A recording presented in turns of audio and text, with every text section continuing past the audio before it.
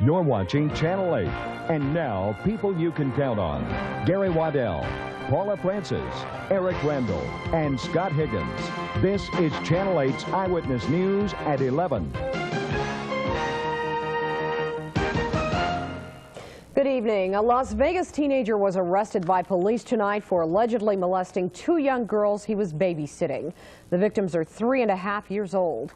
Police say the 15-year-old boy was their regular babysitter, but sometime last week the children told their mother some shocking news. No, evidently sometime during the past week he was giving the children a bath, and one of the younger children said that he had gotten in the bathtub with them. The children are young, they're 3 years of age. We don't really know at this time exactly what took place. The children's parents confronted the boy. He denied the charges and later left a suicide note saying he had been wrongfully accused. Police found him tonight at a grocery store on Rancho and Craig. Parents of the alleged victims are not pressing charges. They say he's a family friend and they want him to get help instead of going to jail. Residents of the Green Valley area of Henderson should be on the alert. A serial rapist may be back. A number of women were raped and robbed in the area 10 months ago. Now a man fitting the description has committed 2 more rapes, both of them over the weekend. Both of the women woke up to find the man in their bedrooms. These are composite drawings of the rapist from last year. He and the man who committed these latest attacks are described as white, in his 20s, between 6 foot and 6'3", with wavy hair. Henderson police are warning women to be on the alert and to take extra precautions. Criminals don't just strike on city turf, they also attack our children on college and university campuses. A new federal law requires colleges and universities to provide students and parents with statistics on campus crime. The UNLV student handbook shows no reported murders on campus between 1989 and 91, but the records do show 2 rapes, more than 500 cases of larceny, and 300 burglaries. The community college system reports very little crime on its campuses, but some critics are skeptical about all of the figures and say many campus crimes go unreported. Nobody was injured in a spectacular emergency landing at McCarran this afternoon. A small private plane on a flight from Lake Tahoe had troubles with its landing gear. The gear apparently wasn't locked and the nose wheel collapsed as the plane touched down. The plane then skidded down the runway while emergency crews rushed to the scene. We've been pretty fortunate here at McCarran. We have very few of these types of incidents, but given the number of operations that we have here, 16th busiest in the nation and growing, these things happen every now and then. Our emergency crews, fortunately, were right on the scene very quickly, and everybody's safe and happy all around. The runway, one of McCarran's main east-west runways, was closed down for about an hour and a half. It is open tonight. Air traffic, we are told, is moving normally. The head of the parents group Wake Up is waiting for word on how the Clark County School District plans to return West Las Vegas children to neighborhood schools. Marzette Lewis, the organizer of the recent boycott against busing in public schools, says she and Superintendent of Schools Brian Cram rehashed some of the issues that prompted the 2-week-long protest. Both agreed tonight their first priority is to return students in kindergarten through 3rd grade to neighborhood schools as soon as possible. Dr. Cram has promised to present by September 16th what he calls a flow chart of how and when all this might be accomplished. The plan would have to be approved by the school board. The latest figures show Nevada has the 2nd highest rate of cancer deaths in the country, and the rate in Clark County is double the national average. Health experts blame that alarming distinction on smoking. Smoke-filled casinos and businesses are a major culprit, they say, according to the Cancer Society, which says secondhand smoke is often deadly. Silver City is the only smoke-free casino in town, but the idea has not gone over well with smokers. Health experts say the high cancer rates will continue until more people decide to stop smoking. Coming up, you may be used to punching the buttons on your favorite ATM, but you could run into some problems this weekend. We'll let you in on the story. And Reginald Denny speaks out for the first time on national television tonight. We'll hear from him. Plus, there may be some light at the end of the tunnel for Hurricane Iniki victims. More on that when we come back.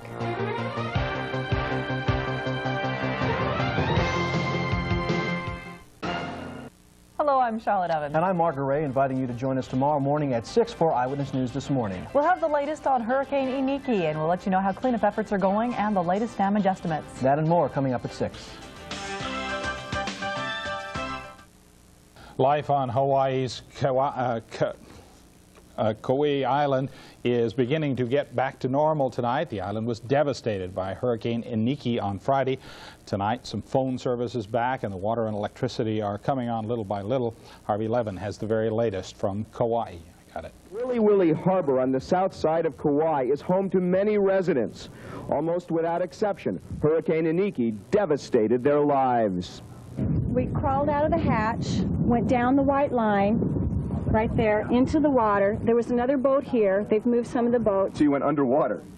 No, we had, believe it or not, we had our Stearns life vests on, and they kept us up. Nothing was spared on this side of the island. This cow stands stunned in the ruins of a small ranch.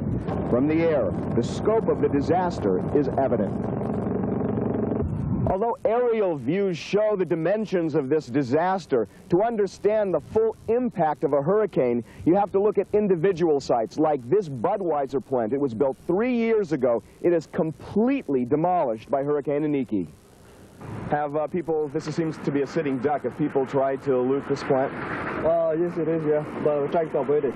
You what? Trying to avoid people getting into that building. So you've been successful in at least keeping some of the merchandise safe? Yes. But the building's destroyed, obviously.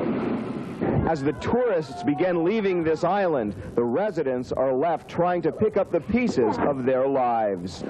We fared pretty well. We were in a shelter north of Kapa'a, and it was 400 people in the shelter, and everybody did really well in the shelter. You're carrying a bag of groceries. Yeah. How long did it take you to get this? We were in line about 2 hours this morning, which is a pretty small line. We got there early. The line was probably 200 yards after us. Speaking of groceries, the mayor of Kauai is asking the governor of that state to take action to stop price gouging in the wake of the hurricane. There are reports that cases of soft drinks are selling for as much as $25, and 2 10-pound bags of ice are going for $50.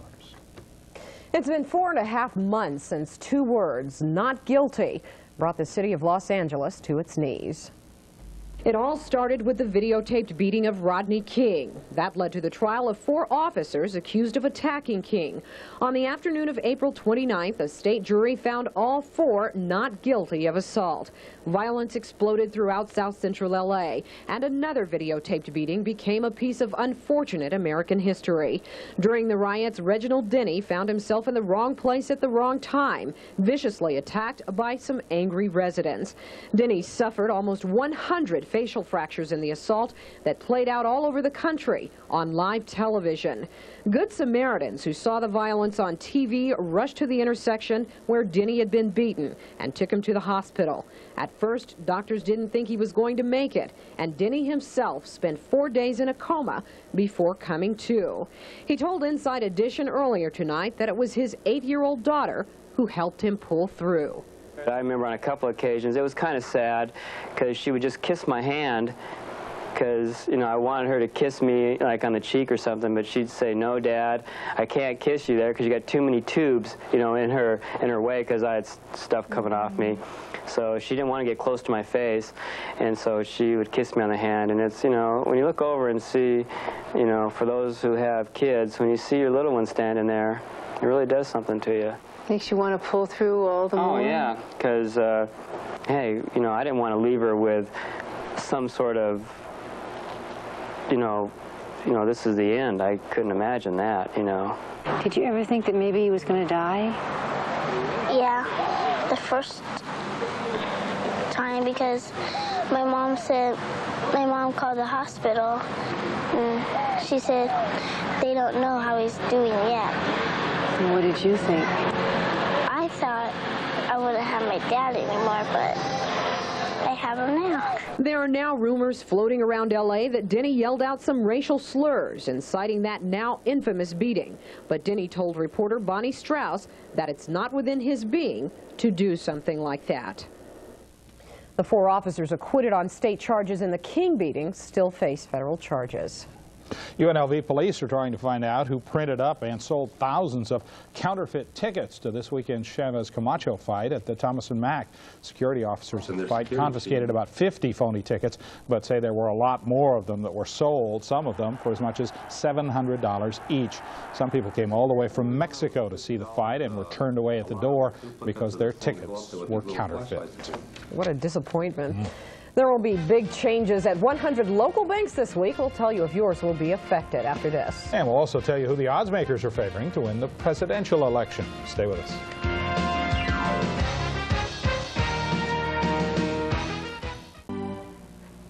This Friday, more than 100 Nevada banks will change hands in the biggest bank deal ever in the state's history.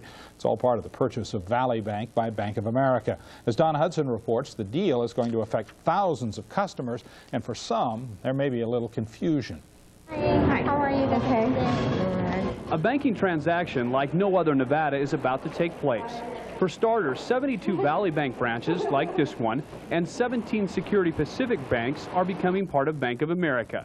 The banks have already started the transition by mailing out notices to customers. The official changeover happens Friday. Valley Bank officials say their customers' money is safe and they don't need to worry about the transition. They really don't have to do anything. Receive their new checks, their new check guarantee cards, ATM cards, and move forward as the new Bank of America Nevada. Howell says for the most part, change will be cosmetic. He says the new sign going up on the downtown Valley Bank office is a perfect example of how little will actually change.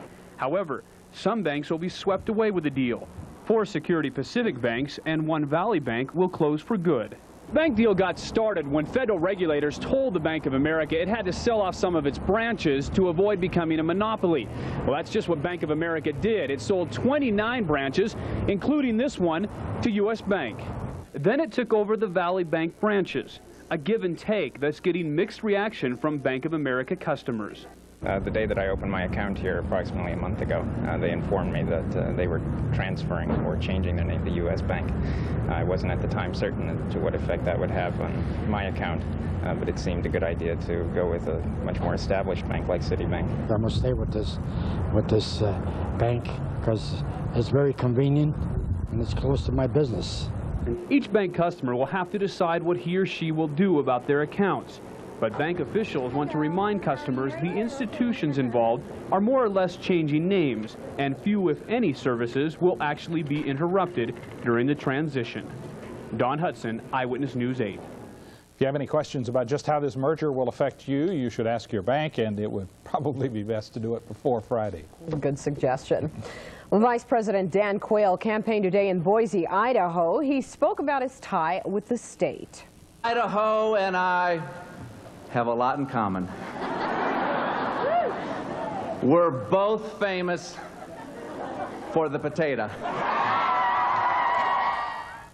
Quayle also said that he plans on watching next week's season premiere of Murphy Brown. In that issue, the fictional TV newswoman is supposed to get him back for his comments. Quayle insists he never criticized single motherhood and that his grandmother once was a single mother. If you think you know who will win the race for president this election, you might want to give the Mirage a call. The casino sportsbook is taking predictions on who the public thinks will win, Mr. Bush or Mr. Clinton. Can't actually take bets. That wouldn't be legal. Hotel executives, though, thought this would be a good barometer of just how the race is going. At this point, Bill Clinton is 2.5 to 1, the favorite. But predictions are that the race will get tighter. I think the odds will go higher. Naturally, a few things can happen in Bush's favor in the next few weeks. The economy has to turn around drastically in order for him to have a chance to win this election. If he doesn't, I can see this going as high as 3 and 4 to 1, Clinton being the favorite. Even though this whole thing is just for fun, Vaccaro says political analysts from around the country are calling him to find out just who's ahead. He says Clinton may have the lead right now, but like sporting events, strange things can happen in an election. You said, politics usually does. Politics, a day is a lifetime, too. So well, what's happening weather-wise? Happening weather-wise, a few breezes blowing, and not necessarily winds of change per se, but winds of weather, let's put it that way. Better than winds of war, I guess. Storm system heading off the coast, and we're going to see a few breezes from it. Otherwise, looking pretty good. We'll have the complete weather picture up next. Eric Randall is here. A little wind blew in over the weekend. May stick around, huh? That is right. Going to stick around, as a matter of fact. You've got a little bit breezy at times. Today it looks like it may even get a little breezier over the next few days. So we'll get a little dust blowing at times around the Las Vegas Valley. Other than that, though, it's looking really good out there as we've had some nice sunny skies and some nice, actually warmer than usual temperatures like today, for instance. Ooh, high 98 degrees. We were 3 above our normal high for today. The overnight low was 73. And once again, it was above not only the high, but above the low as well. Pollution index was in the good category. And the nice clear skies that we had earlier today continue at this hour. Yes, they do indeed. Downtown Las Vegas reporting 84 degrees, the same for Henderson, North Las Vegas, Nellis Air Force Base, and Boulder City tied at 81.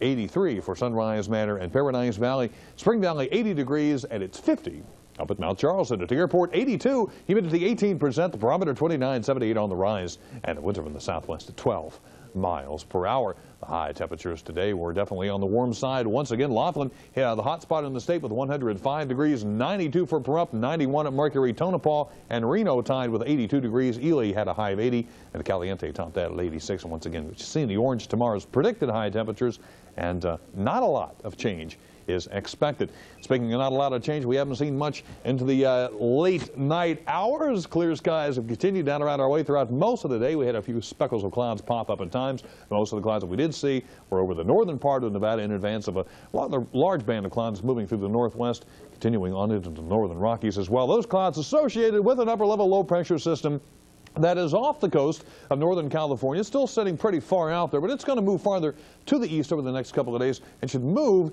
into Northern California over the next 2 days. It's still going to continue to produce a pretty dry southwesterly flow across Nevada, which means mostly sunny skies for us with maybe a few high clouds at times drifting over our skies. But the one thing that we will see from the system is a little increase in southwesterly winds in advance of this system. Winds will start to pick up to about 25 miles per hour times by tomorrow afternoon, and then we'll continue to see some breezy conditions right on into tomorrow night and continuing into Wednesday as well. A little bit of rain associated with that system over the northwest, not much. Some light precipitation stretched out now from Washington into, actually Oregon, into northern portions of the Rockies. For the most part, it is kind of a dry night across the United States this evening. Still getting some heavy rain around parts of Iowa. If you saw earlier today at 6 o'clock, and gee gosh, we hope you did. You saw the rain starting to develop in that area. They did have some severe thunderstorm watches out for parts of Iowa down into northern Missouri. Those have been canceled, but they're still getting some heavy rain in that area. Heavy rain also off the coast of Florida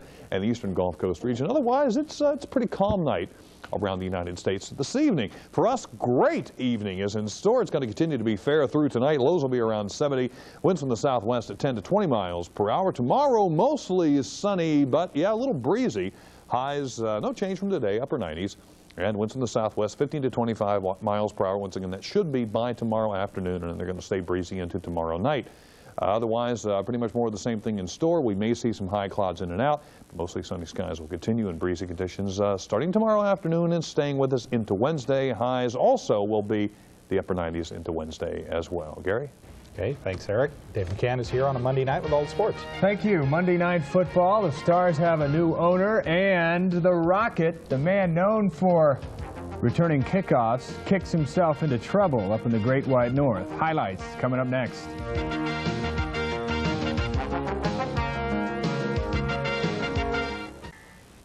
Welcome back, everyone. It was a great night at the Dog Pound. Monday Night Football takes us to Cleveland, Ohio, where regular season for the Dolphins finally began. First quarter, Dan Marino and Mark Duper get together. We've seen it before. We'll see it again. Dolphins build a 20-3 lead, but you can't take a bone out of the doghouse without a fight. Fourth quarter, David Brandon picks up a Mark Higgs fumble.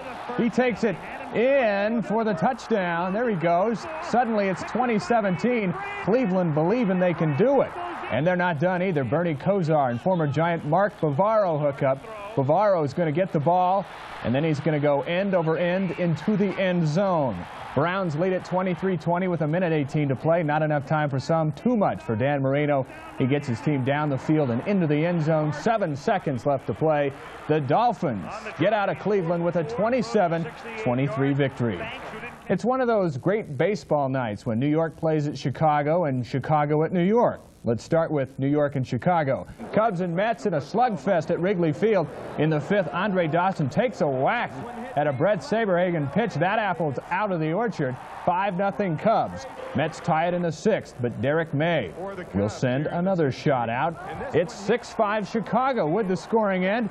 No. Mets come back and win it 10-8.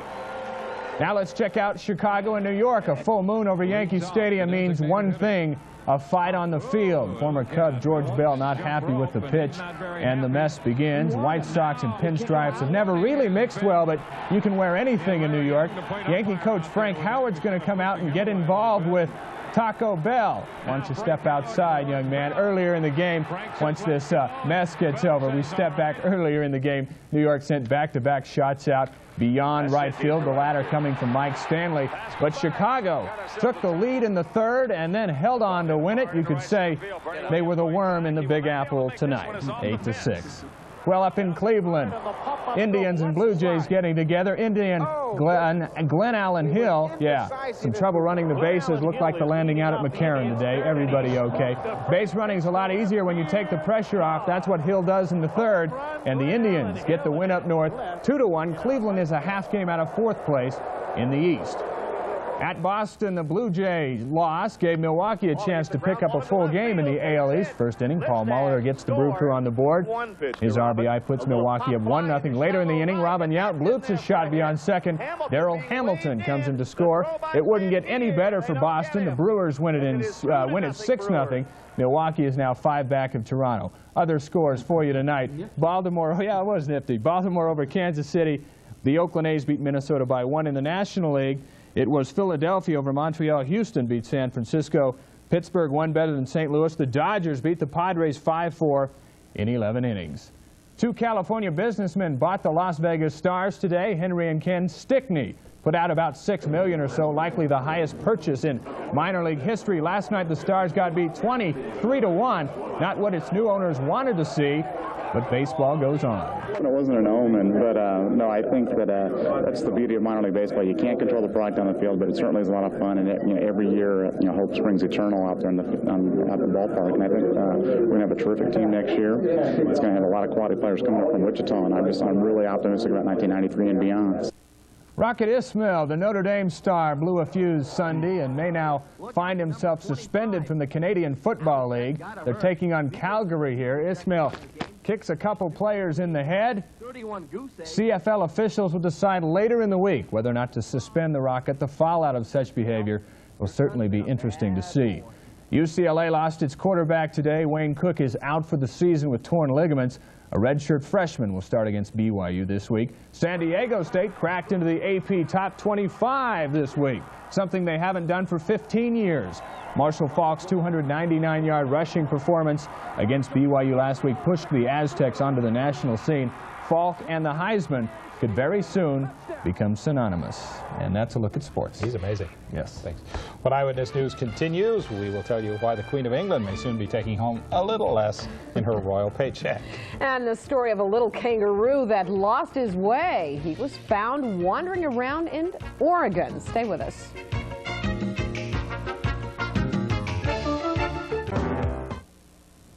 The royal scandals over in Britain have no doubt hurt the Queen's pride. Now they may hit her pocketbook as well. Rick Salinger has the story. She may very well be the richest woman in the world, but Queen Elizabeth pays no taxes.